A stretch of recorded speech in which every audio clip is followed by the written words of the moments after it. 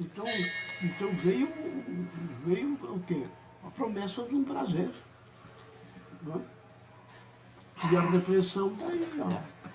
Olha-se, ali. Eu queria saber se isso é possível na natureza. Bem, pessoal, é um problema da a questão da natureza e as ideias sobre a natureza.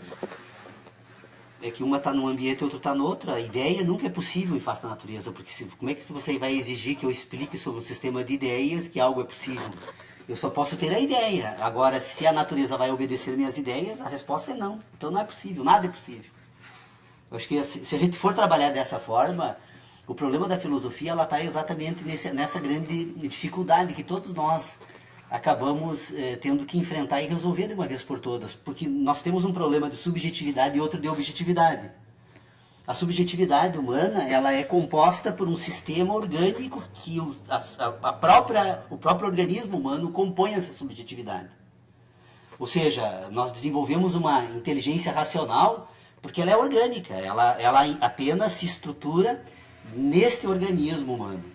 Agora, a natureza e objetiva, inclusive onde o próprio organismo também está presente, ela se apresenta segundo certas regras que determinam certos acontecimentos que são desconhecidos. O homem está engatinhando nas explicações sobre a natureza, o universo e sobre si. Então, tentar cobrar de um sistema de ideias explicações sobre o sistema natural encerra qualquer debate, porque não há condições de tratar essa questão dessa forma. E o grande problema da filosofia é que nós acabamos fazendo uma confusão muito grande. Como nós desenvolvemos o nosso sistema de inteligência orientado por objetos, nós acabamos desenvolvendo no decorrer da nossa existência a ideia de que nós pensamos objetos. E isso é uma coisa absolutamente falsa. Nós pensamos as sensações que os objetos causam. E olha, como é que eu vou dizer que a sensação que esse objeto me causa vai me permitir agora determinar o futuro dele e o presente dele enquanto objetividade? Olha que essas causa não está lá, já está conosco, você não passaria em branco. As causas. Sim. Aí vem o velho problema dos sentidos, né? Que os sentidos não criam propriamente, mas revelam algo enganoso. Compõe? Na verdade, ele até nem revela, ele compõe algo, porque na verdade, se nós temos uma relação entre a natureza e o organismo humano, dessa relação entre a natureza e o organismo humano, essa natureza imprime no organismo humano algo que nós denominamos então de sensações. Essas sensações agora produzem o que? Sínteses. Essas sínteses que são apropriadas agora num sistema que nós denominamos de racional, elas na verdade não são revelações, elas são produções. Ou seja, é produção da natureza no organismo humano. Essa projeção. E há uma realimentação permanente. O universo é um processo em movimento. Nos pontos fracos, frágeis, e enrijecendo o conveniente ou de aceitação. Sim. Né? E a aceitação, o que é? Eu tenho uma ideia hoje. Hoje eu levantei cedo com vontade de pôr em ordem assim, algumas questões que me parece que nas reuniões passadas ficaram em aberto, e eu penso assim, ó, nós poderíamos voltar a examinar a ação humana. Parta disso. Porque nós estamos engatinhando desde o início das reuniões do grupo de estudos, tentando todas as vezes, reexaminando, reexaminando, e até agora não encontramos, de forma fundamentada, pelo menos nenhuma divergência sobre esse percurso que existe entre as relações do organismo humano com a natureza e como essas relações se processam e no que elas resultam. Esse percurso, então, entre o sistema que produz fenômeno, produz impressões, é percebido por sensações, produz sínteses, que se ordenam, e ao se ordenarem agora com estas impressões, elas compõem aquilo que nós chamamos de mundo, de universo e de razão humana. Vamos tentar, então, examinar como agora estas relações todas, esses processos todos, produzem agora ações humanas. Porque esse organismo que sente e pensa, depois ele age. E todas as nossas discussões, elas sempre apontam para a ação, porque a falta de concordância entre o sistema de ideias agora e o comportamento do mundo natural em face da ação humana é que tem sido objeto de perplexidade. Como? Eu penso, mas o mundo não se comporta como eu penso, né? E, portanto, agora, para não dizer que eu sou um esquizofrênico, né? Porque estou tentando cobrar do mundo algo que é impossível, então eu acuso o mundo de caótico, desordeiro, responsável por todas as minhas dúvidas e dificuldades quando eu tento me colocar em paz, em harmonia com ele, né? Porque esse mundo que se relaciona com o homem está permanentemente interferindo no homem, né? E como o homem deixa de se guiar por um sistema de sentidos e passa a se guiar por um outro de ideias, às vezes os sentidos mandam ele agir de uma forma, ele age de outra, porque as ideias mandam para o outro lado. E a falta de coordenação entre essas ideias, os sentidos e o mundo, né, cria as coisas mais complexas, né, para não dizer uma palavra mais, no ser humano, porque a gente percebe às vezes certos comportamentos. Então eu acredito que examinando um pouco a ação humana seja possível examinar essas questões. Por quê?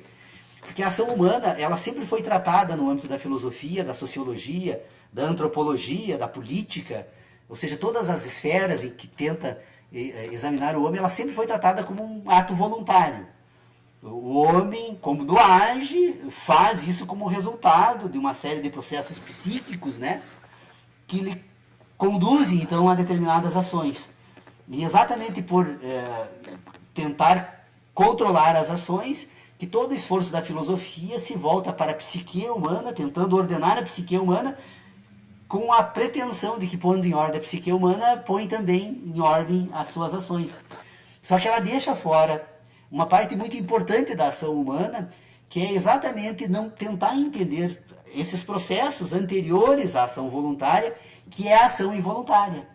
Porque todos os organismos, isso valeria para qualquer organismo vivo, ou qualquer organismo, porque falar em organismo é falar em vida, né? Mas vamos deixar esse exame focado unicamente no homem.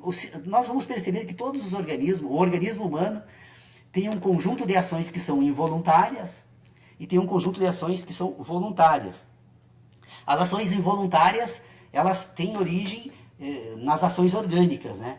Ou seja, tem uma série de ações orgânicas no organismo humano que estão coordenadas, encadeadas, determinadas por processos que não são desconhecidos. A medicina examina algumas questões, a ciência, de uma maneira geral, tenta pôr em ordem algumas questões, mas esse organismo tem um conjunto de ações que se processam diretamente no organismo, que são involuntárias. Então nós poderíamos separar as ações em diretas e indiretas. As diretas, então, nós temos esse organismo com ações involuntárias. Nesse sistema de ações involuntárias é possível identificar algumas ações que se processam dentro do organismo também, que são voluntárias, né? Então, nós temos ações que se processam, a separação, eu comecei talvez mal um pouco, nós teríamos que separar o organismo em ações diretas e indiretas. Ações indiretas, então, orgânicas, de movimento, ações diretas orgânicas de movimento e de sensação.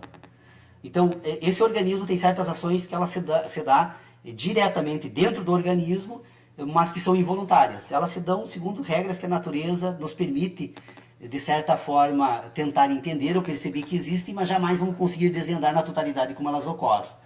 Depois, nesse organismo, tem algumas ações que são também diretas, que se processam dentro do organismo, que são mistas, né? Então, por exemplo, o ato de respirar, ele é um ato quase que involuntário, mas ele tem uma possibilidade da ação humana, porque eu posso controlar o ritmo da respiração e assim por diante. Então, eu posso dizer que é um ato misto. Depois, o próprio batimento cardíaco, né? Hoje tem alguns... animal. Depois é possível examinar, então, nessa estrutura orgânica das ações diretas, então, as involuntárias, as voluntárias e as mistas. A voluntária são os atos de movimento. O organismo mexe o braço para onde quer, abre e fecha a boca, abre e fecha os olhos, caminha, pula, né? são atos que se processam no organismo, mas que se processam por atitudes voluntárias, e a mista. Depois tem a ação desse organismo indireta. O que é a ação indireta do organismo? É quando ela se projeta para fora do organismo. A ação indireta que se projeta para fora do organismo, ela também pode ser classificada como inorgânica, de sentido e de movimento. Então, nós temos nessa primeira classe, a endógena, né, nós temos orgânica, de sentido e de movimento. Ela é involuntária, voluntária e mista. E a indireta, que se projeta para fora do organismo, nós podemos identificar, então, como de movimento, de sentido e orgânica. A ação orgânica que se projeta para fora do organismo é a reprodução, né? Quando o organismo, então, se projeta num outro organismo, e da reunião de dois organismos, essa projeção que se dá para fora dele constitui um novo indivíduo, né? Ela vai fazer uso de certos processos naturais, mas ela é um processo indireto, orgânico, que se projeta no outro organismo. A ação indireta que se projeta também para fora do organismo, nós poderíamos falar de movimento. A ação de movimento que se projeta para fora do organismo é aquela que está relacionada, então, a um outro organismo ou um outro objeto. Então, por exemplo, o ato de pegar um copo, ou de pegar um copo e movimentar para um outro ponto, é uma ação indireta de movimento, né? E que ela vai, então, vai se projetar para fora desse organismo porque ela interfere no meio em que ele vive. Então, nós temos a orgânica, a de movimento, e depois nós temos ainda a ação de sentido. Qual é a ação de sentido? Essa é a mais importante de todas as ações humanas, sob o ponto de vista do estudo da filosofia. É quando a ação se dirige para um outro organismo, e agora o propósito da ação não é apenas movimento, não é movimento, não é orgânica, mas ela tem o propósito de fazer com que o outro organismo organize determinadas ideias a partir dos sentidos que ele projeta a partir deste ato de comunicação. Então, por exemplo, quando nós falamos com uma outra pessoa, o que nós estamos fazendo? Nós estamos nos projetando para fora do organismo, e o propósito agora é fazer com que o outro organismo ponha em ordem, então, da comunicação, um sistema de ideias que se comunique com o mundo natural. Então, por exemplo, quando eu produzo isto, né, ou vamos dar um nome, então, peça de madeira, esta peça de madeira, o que eu faço? A ideia peça de madeira, a palavra peça de madeira, eu projeto para uma ideia que eu tenho de peça de madeira, que está vinculado a um sentido que eu tenho, com o propósito que o outro sujeito que ouve a palavra peça de madeira vincule também esta palavra à mesma ideia e encontre nas suas organizações de sentidos o mesmo sentido que eu tenho aqui. Então, quando há concordância entre a ideia e o sentido e o objeto utilizado pelo outro organismo, nós dizemos então que se operou uma ação indireta de sentido. Ela se dá a nível de comunicação.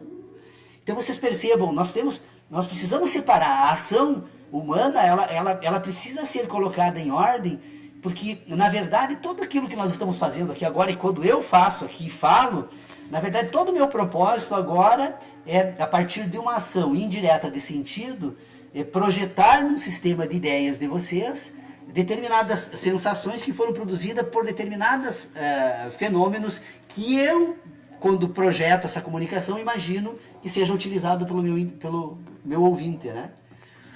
Então, a ação humana, ela não é apenas a atividade, não é ação de movimento, porque quase todo o esforço da filosofia é examinando os movimentos orgânicos da ação humana, e estas reações, como o ato, por exemplo, assim, de produzir riqueza, ou o ato de atingir organicamente o outro, produzindo dor, produzindo prazer, ou o ato, ou seja, a filosofia, ela basicamente, ela se restringe única e exclusivamente a tentar entender o mundo a partir desta pequena parcela da ação humana. Então, nós precisamos separar, e essa separação da ação humana, ela é importante, embora assim, eu juro para vocês, eu poderia ter anotado um pouquinho melhor, um esquema de exposição, porque é um assunto que eu examinei já o ano passado, e hoje, na parte da manhã, eu retomei o tema para voltar Mas ele é importante porque ele evidencia algumas questões que fazem parte desse mundo caótico que nós tentamos ordenar quando viemos fazer os nossos esforços filosóficos aqui. Nós precisamos... Ora, Como é que eu posso cobrar no mundo das ideias acontecimentos do mundo natural? Isso é impossível. Nunca foi o problema a ação, né? Nós nunca vamos adiante. Assim. Sempre se fala. Não, mas o que ela é? O que ela representa? Só que a ação, Paulo, ela sai do qualquer problema só metafísico, né? Porque a ação, ela tem um componente que nesses outros que a gente está estudando, facilmente pode tirar ele, que é a política. Mas a política aí não, a política não está não, na ação humana. Só estou dizendo, a política está nas instituições. Não, as instituições da ação humana, não. Então agora o homem vai constituir moral, ética, sim, política. E tá política, tá ética, tá moral, daí ela sai desse componente fácil de ficar se intelectualizando, que é o que nós estamos até agora, porque tu tira esses componentes fora e tu trabalha nele. Na ação humana tu não tem como fazer isso. Que eu sempre, quando a gente fala da ação, eu digo assim, e como é que nós vamos resolver esse homem que pensa, que ele tem crença, que ele tem espírito, que ele tem vontade, que ele tem desejo. Eu não me resolvi ainda, vou resolver os outros, né? Pois é. Mas para chegar na ação humana, a gente tem que perceber que existe desejo, que existe prazer, que existe dor, que existe raiva, que existe compensação. E daí são componentes que não tem como isolar eles. Mas, Leonardo, aí nós temos que examinar a razão civilizada. A razão civilizada é uma coisa. Não. A natureza, os processos... A ação humana não tem como. Eu até agora não emiti um juízo de valor sobre nenhuma ação humana. Eu não disse... Todas as ações humanas são examinadas dentro de uma certa objetividade. Porque a ação humana fala de um sujeito. Fala de um sujeito, que é único. Que pensa... Vamos botar um cão no meio. Tira o homem, então. Não, tira o diferente. Não, por isso que eu sempre resisto à ideia de, olha, isso vale para todos os seres vivos. Vamos examinar o homem porque o homem fala. Paulo, é um perigo tu querer pegar a ação humana e querer pensar valendo para todos. Isso é fascismo. Isso é o nazismo, isso é o pensamento único. O homem é dotado de vontade própria, cada um. Nós somos únicos. Não. Essa ideia de pegar a ação humana e transformar num para todos, criou os regimes totalitários. Não criei nada. Estou dizendo, só dizendo assim, se tu pensar a ação humana valendo para todos, é o maior Mas perigo. Então tira o homem, vamos examinar o lobo lá fora. Eu tenho um cão lá, que eu posso simplesmente tirar esse homem que está te atormentando aqui na nossa filosofia, e coloco o meu cachorro e a explicação fica a mesma. Na verdade, a questão que está sendo colocada aqui é tentar entender quais são os processos que ocorrem. Não como os processos ocorrem, porque o homem, o homem, o Leonardo, o homem, o Dr. Pedro Osório, o homem, a Adriana, a mulher, a Irene, mulher, que são agora então indivíduos civilizados, esse processo de civilização, de constituição de uma subjetividade civilizada, agora eles precisam ser examinados daí sobre outros prismas. E por isso que nós dividimos o conhecimento em áreas, né? Eu posso trazer agora para esse exame algumas questões. Olha, se eu tenho um homem civilizado, a partir então dessa ação indireta de sentido, e a partir da sua própria ação direta de sentido, porque essa ação direta de sentido é que permite o homem pensar. A ação indireta de sentido permite agora o homem se comunicar. Eu desenvolvo, através da ação direta de sentido, um sistema de inteligência. Eu agora me comunico, interfiro na vida dos outros a partir de um processo, então, agora, que eu desenvolvo no processo civilizatório. Então, este homem civilizado, agora, ele tem um ambiente de moral, ele tem um ambiente ético e ele tem um outro político. O político, ele está subordinado. Todos esses três momentos de inteligência, eles se comunicam com essa estrutura orgânica. Ora, se a natureza determina a todos os seres vivos, sabe-se lá por quê, mas tem uma ordem lá impressa no código genético que diz assim, sobreviva, a qualquer custo, sobreviva. E não é uma ideia, é uma ordem orgânica. Se em todos os organismos tem essa ordem, este indivíduo agora, que desenvolveu um sistema moral e que desenvolveu um sistema ético, ele vai desenvolver um sistema político. De que forma? Ora, eu tenho que realizar determinados interesses e eu agora vou fazer uso de toda a minha inteligência para ocultar esses interesses. Eu constituo a política. Aí, então, todo o discurso que serve para organizar o homem, não estou contestando as instituições humanas, até porque ainda não é projeto meu examiná-las como deveriam, e penso que um dia pensem até em examinar, mas a política, ela é um instrumento pelo qual o homem usa de todas as formas possíveis para dominar o outro. Todos os indivíduos, buscam dominar o outro. E isso decorre de uma ordem da natureza. A natureza manda o homem sobreviver. E para sobreviver, ele busca a dominação do outro, submissão do outro. Então, a política está nessa esfera. Aí, os recursos retóricos, ideológicos, o uso da força. A política, ela oscila entre a força bruta e a razão.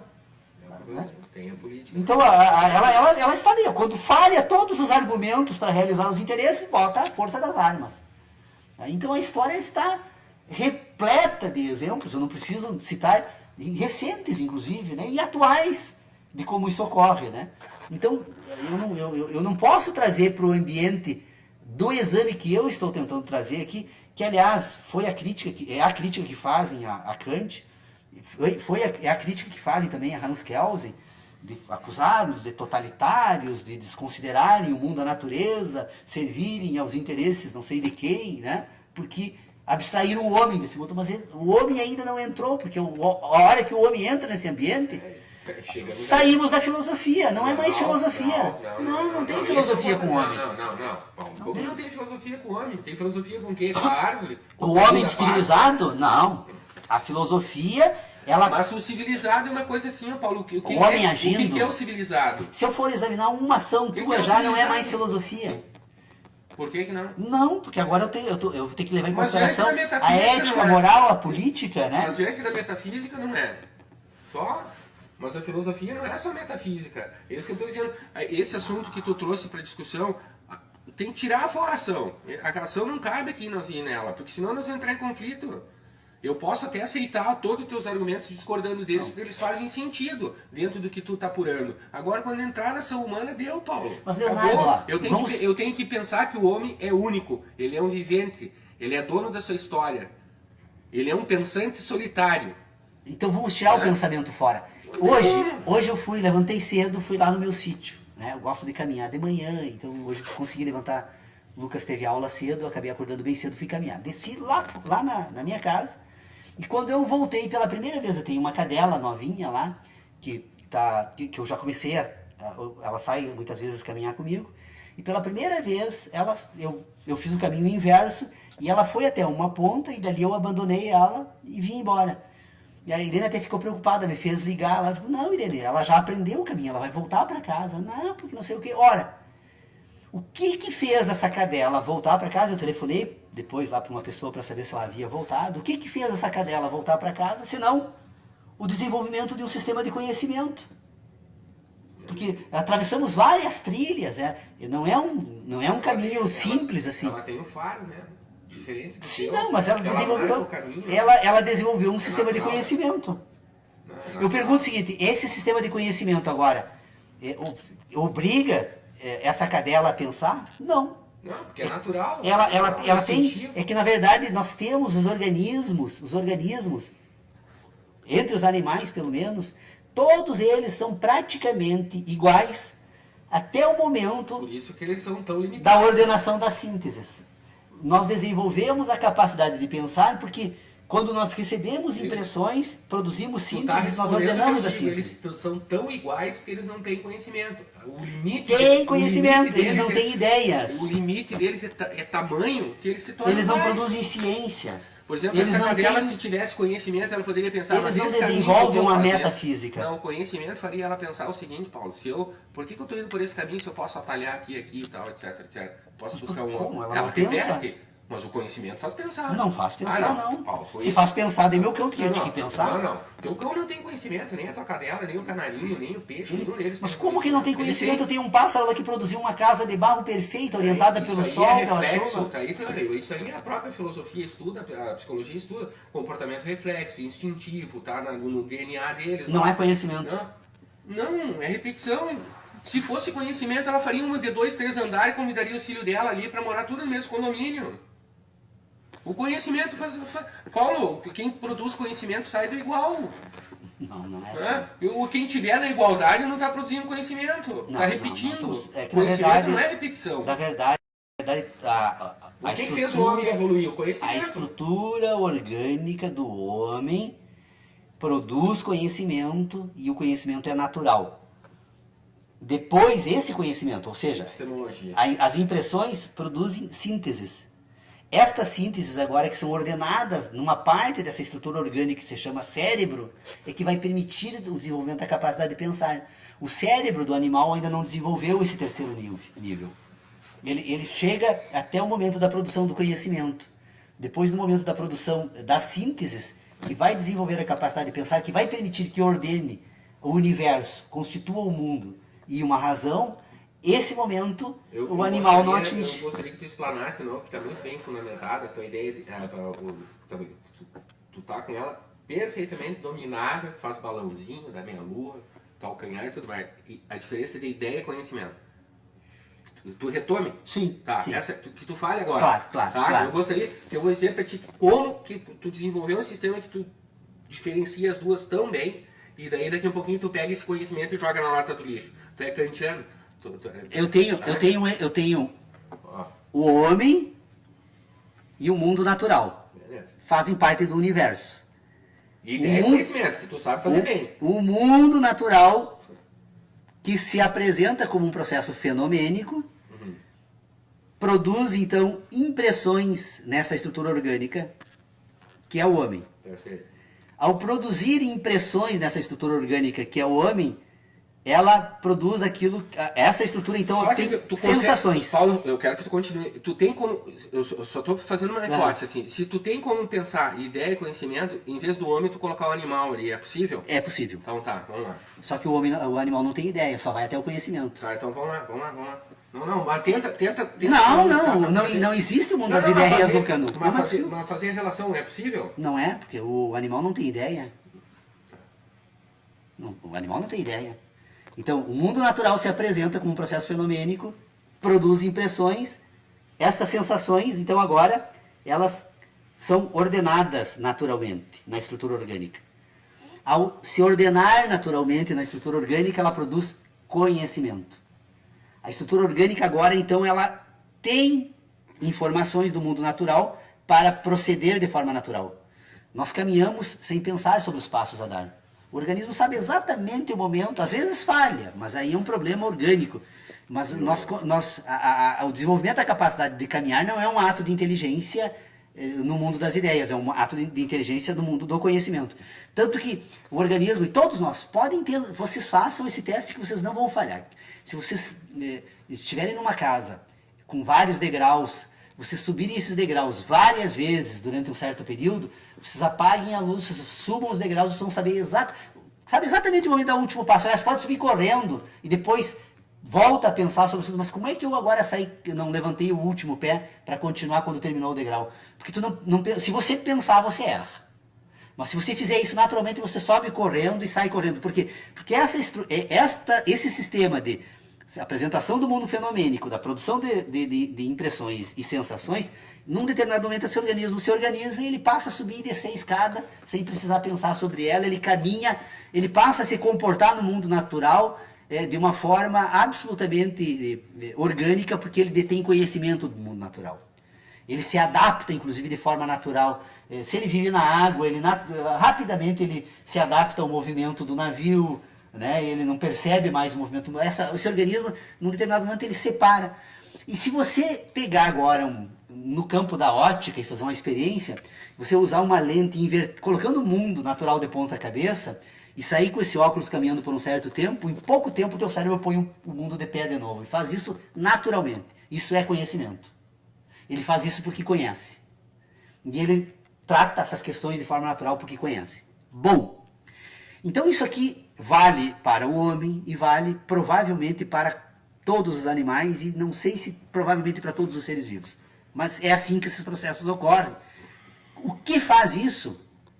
Bom, vocês podem, se agora querem a opinião do homem, Paulo Leal, eu poderia dizer qualquer coisa. Deus, um fato desconhecido que acaba causando o universo todo e, portanto, é determinante para esses acontecimentos. Mas alguma coisa, isso não me interessa, eu não quero examinar isso, eu só estou colocando esse assunto para ver como o Paulo, o homem, já transforma essa explicação num momento caótico, se interferir agora com as suas ideias desenvolvidas nesse processo civilizado. Bom, este organismo agora, então, que sofreu a sensação, nós somos um processo sei lá como, mas a física já descobriu uma parcela considerável dos processos fenomênicos, um deles, e talvez o mais importante, é o elétrico. Essas impressões, então, agora, estas sensações, elas vão ordenar eletricamente numa estrutura orgânica, e essas comunicações se dão todas elas pelo sistema nervoso, tanto que se você interromper o sistema nervoso, tu interrompe a comunicação com todo o teu corpo, não recebe mais informações para que o cérebro possa ordenar, né? Mas se elas, então elas eletricamente se ordenam, e ao se ordenarem eletricamente agora, elas buscam, elas constituem um sistema de memória elétrica, então, chamado de síntese, né? Eu digo elétrica para tentar trabalhar com determinadas categorias que fiquem fáceis, embora não sirva exatamente da forma que eu gostaria de expressar. Mas nós temos então essas impressões, e essas impressões agora que passam a se ordenar sistematicamente pela repetição, né, e pela sucessão que ela encontra nesse mundo natural, ela desenvolve agora um sistema que permite então agora, a partir dessas ordenações, antever certos acontecimentos naturais, porque alguns se repetem. O sol nasce todos os dias, todas as pessoas nascem, crescem e morrem, chove de certo em certo tempo, determinados fatores. Então, na medida em que esses processos sintéticos começam agora a encontrar correspondência nas novas sínteses, ele desenvolve uma inteligência racional. Ao relacionar todos esses processos sintéticos entre si, ele constitui a razão humana. Então, na medida em que as sensações são ordenadas entre si, nesse sistema de correspondência, está desenvolvida a razão humana.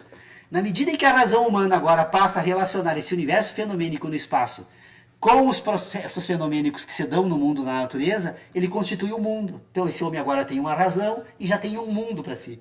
Então, e esse mundo agora, apenas ele só consegue seguir adiante dizendo o seguinte: ele está em curso no espaço. O mundo é um processo em curso no espaço.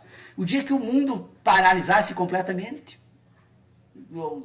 a inteligência paralisaria, o homem paralisaria, ele nem perceberia. Essa paralisação poderia ser, nas categorias que nós utilizamos de ideia, por bilhões de anos, depois voltar no seguinte momento, seria como se nada tivesse ocorrido. Porque a inteligência racional, ela é uma ordenação de processos que se dão no espaço. Aí, esse sistema racional vai desenvolver agora um sistema puro de inteligência, que é ordenar as grandezas do espaço, vai desenvolver um outro sistema puro de inteligência, que é ordenar as quantidades no espaço, e na medida em que ele tem a capacidade de desenvolver grandezas e quantidades no espaço, e na medida em que ele busca essas relações agora com os processos fenomênicos no espaço, ele constitui o universo. Não tem. Isso não significa deixar o homem fora da filosofia. Isso significa examinar um âmbito da inteligência humana. Depois agora que essas questões estiverem resolvidas, eu posso voltar agora para o mundo da natureza, onde eu, você e todos nós vivemos, e agora tentar examinar o que esse sistema produziu. O que somos ele de tudo isso? Paulo, então assim, ó, eu sou um caos. Eu não consigo ordenar metade desse universo o homem que me afeta e me sensibiliza. É possível a gente chegar a um consenso? Imagino que todos sejamos assim. É possível chegar a um consenso? Não. E pro homem que sente? Não. Não, como tu próprio, tu desenvolvendo. Não, os processos, não. Sim, os processos são uma coisa. Agora, o resultado dos processos... O que eu sinto, é possível estudar e saber por que todos os homens sentem da mesma forma. Vai chegar. Né? Tu chegou a isso. Mas todas as sensações são diferentes. Não, tudo sempre bem, da mesma forma, mas tu pode. Todas mas são tu pode, diferentes. eu estou dizendo que tu pode chegar a essa ideia. Eu acho que tu chegou a essa ideia. Tá? Eu quero saber por que eu sinto. Eu quero saber como eu penso. É possível. Tu catalogar todo o homem, como o homem pensa. Sim. Agora, quando chega no homem de ação, é a única coisa mais fantástica, mais maravilhosa do mundo, e a libertação do homem é que não é possível como catalogar todo o homem que age da mesma forma. Nem o voo dos pássaros. Sabe? Não. Nem o Esse aí, trotear dos cavalos. Essa é a liberdade. Nem a última o curso liberdade das aranhas. do Não é possível. É a última não liberdade é só do homem. É a última do homem. Sim. Então isso eu acho assim, ó, que não é um assunto que ele vai trazer concordância. Ele vai trazer discórdia. Porque existe a subjetividade, a objetividade. Observa a uma formiga ali, tente me explicar onde ela vai estar daqui a um dia. Impossível. Sim, eu tô dizendo assim, vale para o homem, vale para a formiga. O homem que sente, o homem que pensa, o homem que age, quando chega no homem que age, esquece. Mas é possível entender como funcionam as ações. Tu pode... Paulo, isso aí a humanidade está cheia. E isso aí criou não pensamentos filosóficos, psicológicos, sociológicos, antropológicos. Criou sistemas de dominação. Se criou fascismo, se criou nazismo, se criou totalitarismo, que é uma ideia de enquadrar um homem numa ação única. Não tem Mas como. eu não estou dizendo não isso. tem como analisar. Por isso que eu disse, tira o homem fora. Liberta o homem. E tira o homem fora, então, desse exame e coloca a minha cadela, que hoje de manhã me demonstrou de forma cabal que ela acumula conhecimentos. Tanto que, imediatamente, ela voltou para o ponto de partida sem que eu precisasse ir lá guiá-la. Que era o que ele queria que eu voltasse lá para levar ela de volta. Não precisa. O circo de pulga? Cirquinho de Sim, pulga. sim. Tu sabe como é que eles ficam fazendo que a pulga fique pulando ali e tal, e não saia dali, depois tu tira fora, deixa livre e ela fica? Não é pelo conhecimento. Os caras botam uma coisinha assim, tá? E ela vai, daí ela bate, tá sempre batendo. Daqui um pouquinho tu vai dizer que é conhecimento. Parou de bater. Ela baixou para não bater mais, daí tu tira a tampa e ela... Repetição. Ela não produziu conhecimento, ela não pensou aquilo ali, foi a própria comissão que levou ela, tá, a saber que até ali ela pula e deu. Não foi produzido conhecimento ali. Foi, se ela pela passou... repetição. Não, ela... Bateu. Se fosse pelo conhecimento, tu tentaria se comunicar, né? Tu vai não, pular, mas aí centímetro por entra... centímetro. Não, eu não me comuniquei com a minha cadela, não disse agora tu volta pra casa, né? E tu vai ela pela vai trilha voltar, tal. né? Ela voltou porque ela acumulou um conhecimento suficiente que permitiu ela saber exatamente de que forma aquele ambiente que ela estava participando estava organizado para seguir uma trilha e voltar para casa. E provavelmente a partir de agora não preciso mais me preocupar, ela sabe fazer isso, já me provou que acumulou conhecimento suficiente. Por isso que é necessário separar conhecimento da ciência. Conhecimento é uma coisa, ciência, aliás, conhecimento é um exame. Quando eu examino conhecimento, eu examino um tema.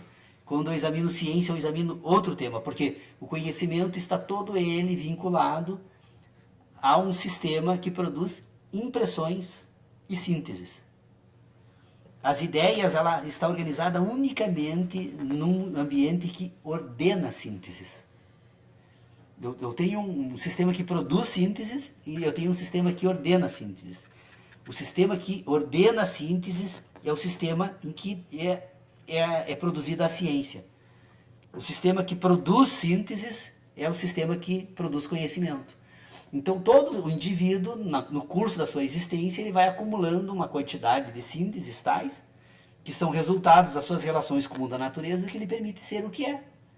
Essa é a razão pela qual os guaranis são extremamente dóceis, tranquilos, porque todo o desenvolvimento do sistema de inteligência deles, sintético, esse primeiro momento da produção, então, das sínteses, ele todo ele relacionado a um outro indivíduo. Ele está no colo da mãe, do pai, de um tio. Essa relação orgânica de carinho, de afeto, produz um ser que depois, no mundo da natureza, ele sempre vai levar em consideração a presença do outro. Enquanto que você produz o sistema que nós desenvolvemos hoje, de colocar as nossas crianças, né, em creches, que é quase que botar num criatório, no mundo dos animais ou numa jaula, né? Ela produz seres completamente impessoais, porque ele está num mundo de sobrevivência já desde o primeiro momento que você reconhece no mundo, né? Em que o outro sempre é o responsável, em boa parte das vezes, pelas dores, pelos problemas, pelos temores, né? Então imagine um indivíduo que se desenvolve no fim do processo orgânico, né? Sintético, orientado pelo afeto e orientado pela dor. Que tipo de indivíduo? Por que os homens que são preparados para a guerra são criados na violência? Os exércitos mais ferozes, né, são todos eles, porque eles são produzidos através de um sistema de violência. Então essa questão não é uma questão racional, ela é orgânica. Ela é orgânica. Nós somos resultados das nossas relações com o mundo em que vivemos. E isso não transforma, agora, ele vai ter interferência na produção de um sistema moral e num sistema ético, e principalmente no sistema político. Mas todos esses âmbitos estão ordenados precisam ser examinados de forma diferenciada. Eu não posso colocar o homem num saco e dizer, bom, aqui está o homem total, e portanto, a partir desse... Não é possível, eu tenho que separar ele, tenho que usar Por isso que tem um homem que age. Esse age eu tenho que fracionar, usar o método cartesiano. Aliás, Descartes nunca foi tão necessário, está ali, saindo na parede, né? Não, Descartes não. Onde está Descartes? Tinha uma foto de Descartes por aqui.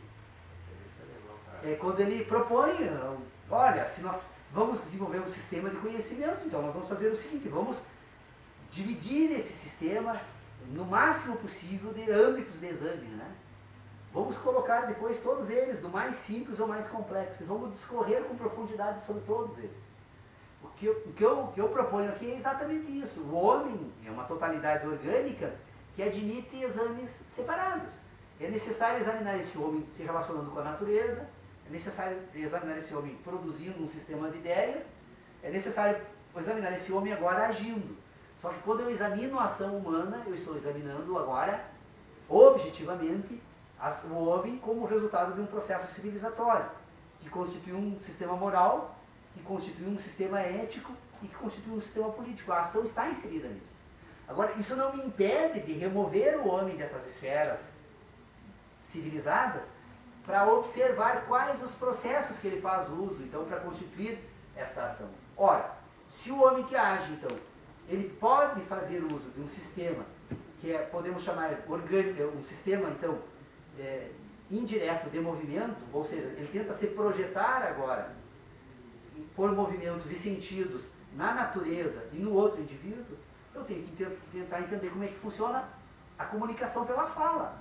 Ora, a fala é um processo orgânico, natural, que produz sentidos porque relaciona ideias a sensações e relaciona as sensações a fenômenos. Só que quando nós utilizamos da fala, assim como um mágico, um espetáculo de circo, nós tentamos convencer o outro que estamos relacionando ideia ao mundo da natureza. Nós retiramos a sensação do indivíduo da comunicação. Nós fazemos uso de um sistema dessa forma. Mas no sistema que nós tentamos fazer, porque todos nós imaginamos que pensamos objetos. É possível essa madeira? Não é possível essa madeira. É possível a sensação da madeira. Porque na verdade eu penso a sensação e não a madeira.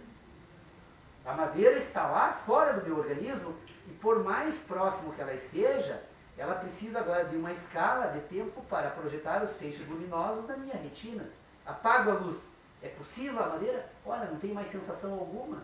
Na escuridão total não há madeira alguma. Um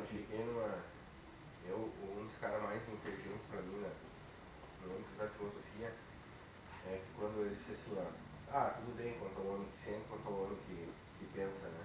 Mas quando nós chegarmos no homem que age, esqueça o homem, existe o sujeito. Pô, gente, quando nós pensarmos na ação, Nietzsche é um o pensador, homem, sim, mas quando nós chegar, para mim, o Nietzsche é filósofo. Não, Nietzsche é filósofo. Bom, sim, respeito a tua opinião. Para mim, todos esses que ficam nesse universo metafísico são pensadores, não são filósofos, não produz filosofia, produz teoremas, que chega lá e está resolvida a questão. Ponto. Acabou a filosofia. A filosofia, para mim, ela é permanente. É o eterno perguntar. O dia que ela se encerra, deixou de ser filosofia, virou uma teoria que tu bota aí num escaninho, num livro que vem estar aqui, publique-se e deu com a bola. E deu para os acadêmicos estudar, para os professores fazer mestrado e doutorado. Se foi filosofia. Para mim, filosofia era Sócrates. Né? Quem fazia filosofia, para mim, era Sócrates. Que ia para a praça lá perguntar para as pessoas, fazer elas pensarem a respeito do mundo, das coisas, da natureza, da religião, da fé, do amor. Isso é produzir filosofia. Então, para mim, o Nietzsche disse assim, esse homem que sente e que pensa, ok. Agora, quando nós chegarmos no homem que age, esquece, não tem um homem, tem um sujeito. E ele é único. O sujeito é um sistema de impressões e não, tudo bem, mas ele é um sujeito. Ele deixa de ser homem. Porque ele age porque ele é sujeito. Agora, as formas que tu vai fazer com que esse homem... aí tem infinitos e nós estamos vendo... Doutor Pedro Osório, resolva o nosso impasse, nosso sábio mestre aqui. Se eu tivesse essa solução, já teria vendido por uma fortuna. Eu fico a meio da escada. Como é que é isso? O que eu quero com isso? Convidar você a uma reflexãozinha antiga. Sim. O velho gosta de contar causos. E talvez nesses causos fantásticos, né, tenha alguma coisa de interesse. No meu tempo, isso já é um peso da antiguidade. O tempo é do senhor. Procurava-se saber se o conhecimento, ou seja, demolir o conhecimento, acumular, válido, de alguma maneira, com alguma margem de aceitação. Se ele vem de algo maior, onde ele implicitamente estaria embutido, e vai lá na fonte extrair a partícula que deve ter uma denúncia de parentesco, a origem, de onde ele vem. E os alemães disseram isso, com a sua teoria da... Quem é que sabe alemão? Gestalt. Gestalt. O Gestalt. Ali. Que dá a ideia de algo maior e que dentro desse algo maior, se você for trabalhando um processo de divisão, de subdivisão, divisão, poderia chegar à chave da porta principal de um edifício. Então, pela chave é muito complicado ascender ao topo do Everest. Mas é possível, de grau em grau, participar disso, de perceber que esta chave pode, né, ser um instrumento importante naquele edifício. Como ruir o edifício, para que você quer chave se não existe cadeado? Qual a serventia da chave? Então, os esquinerianos, no meu tempo, né, enquanto velho, tem disso. Os esquinerianos diziam, olha, rapaziada, vocês precisam observar os animais como seres vivos que são e mais próximos de nós, até porque nós somos um deles. Sim. Então, uma escada com vários degraus, com muitos símios ali, muitos macacos, no sopé da sala, do comportamento fechado, dessa sala. E a escada lá está. Aquela escada tem degraus. E eles estavam com fome em determinado momento, e o mais afoito deles, ou que já dominado pela maior necessidade, foi subir a escada. Quando ele chegou lá, atraído por um maravilhoso cacho de bananas, que eles fediam no sabor, até pelo cheiro, né, e pela visão. Quando ele foi tocar no desejou-se sobre ele uma torrente enorme de água fria, mas por fria, e ele foi como que derrubado de lá no pavor e caiu aqui embaixo no solo, e ficou uma perturbação no ambiente de investigação. E ele foi de novo, ele era um macaco de coragem, a fome dele era muito elevada, que ele superou o medo e levou a tentativa, a reincidência. Isso tem algo a ver com o direito penal. Então foi lá, não deu gota. O jarro de água de gelada na cabeça dele. E aquilo foi feita aquela experiência, os outros vinham e diziam, eu vou, sou coragem, eu tenho necessidade de... E vou lá. E lá está uma fonte. Água negra, gelada. Agora chegou um momento que todos os macacos pararam, continuavam com fome, mas o risco era muito grande. Todas as experiências conduziram ao mesmo resultado, banho de água gelada. Acúmulo de conhecimento. Conhecimento acumulado pela experiência, de um comportamento que foi punido, porque o oposto, o comportamento conduzia ao agradável. Eles chegaram a comer, chegaram a pegar o... privava. Resultado.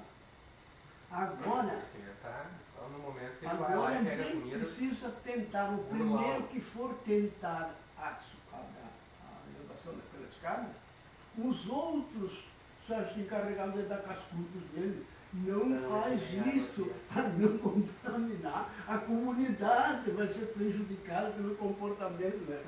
Aí vem a teoria da reclusão, de separação do delituoso. é uma reflexão muito O interessante, comportamento reflexo. tá porque isso que a é. partir de macacos, se é que nós temos alguma elevação em relação àqueles chimpanzés, né, esta parece que há um grau muito maior de experiências nossas, e de elevação nossa. Estamos contando histórias. Você veja, isso que a comunidade de macacos acumulou foi um conhecimento. É um sistema de conhecimentos orientado por sentidos. Isso, sim, e um sentido desagradável. Não necessariamente produzir um sistema de ideias, né? Mas o interessante é isso, um objetivo generoso, maravilhoso, gostoso, do alimento, o prazer, Sim. e a consequência desagradável, a punição, aqui. Ela tem que ser imediata, bem próxima do comportamento. Se ficar separado, o ouvido diz, não, foi por outra razão.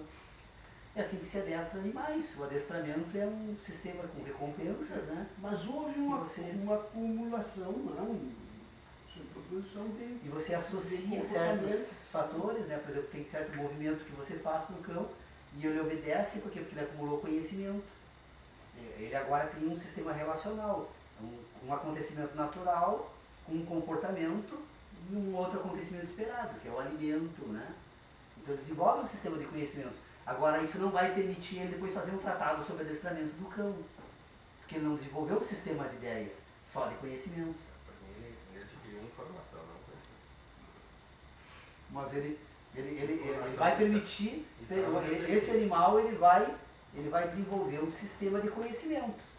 Ele só não vai desenvolver um sistema científico, metafísico, de ideias. A ciência é sempre metafísica. Não existe ciência fora da metafísica. Porque a ciência está sempre ordenada no mundo das ideias. E o metafísico, na verdade, é apenas um recurso de linguagem, porque ele é físico. Eu posso estar bem o informado e não pensamento... ter conhecimento. Eu posso estar bem informado a respeito das coisas do mundo e do universo e não ter conhecimento. Pode ter um monte de ideias e não ter conhecimento.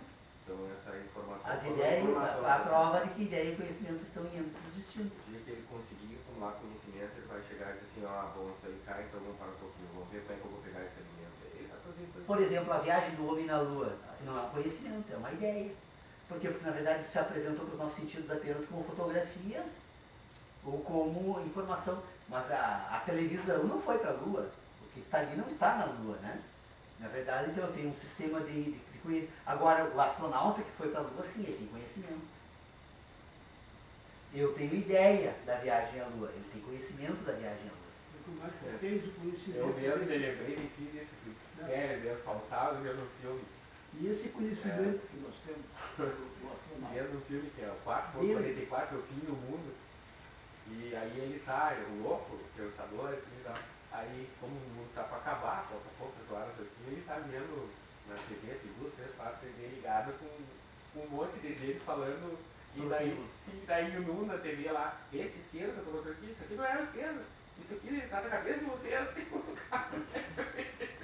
E o cara lá enlouquecido com a esquerda, as pessoas assim, como é que vocês vão dizer isso aqui é o esquerdo? Isso aqui está na cabeça de vocês, uma imagem que se reproduziu, está lá dentro, isso aqui não existe.